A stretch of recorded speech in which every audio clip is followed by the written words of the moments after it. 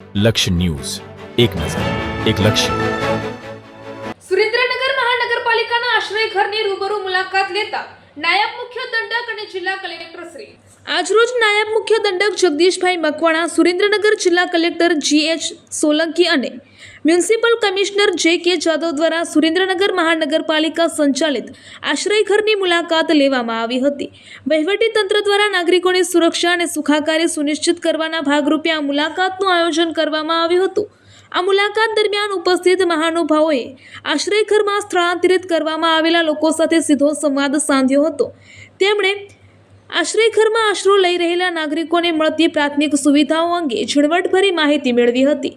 તંત્ર દ્વારા પૂરી પાડવામાં આવતી વ્યવસ્થાઓથી લોકો સંતુષ્ટ છે કે કેમ તે અંગે પણ પૃષ્ઠા કરવામાં આવી હતી.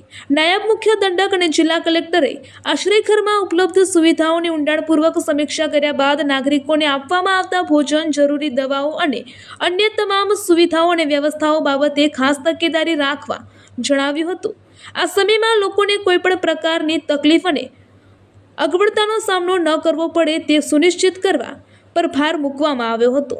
વધુમાં સ્થળાંતરિત લોકોને સમયસર, નિયમિત અને ઉચ્ચ ગુણવત્તાયુક્ત ખોરાક મળી રહે તે માટે મહાનગરપાલિકાના સંબંધિત સ્ટાફને જરૂરી સૂચનાઓ આપીને યોગ્ય માર્ગદર્શન પૂરું પાડવામાં આવ્યું હતું. રિપોર્ટર દેવમ ત્રિવેદી, સુરેન્દ્રનગર.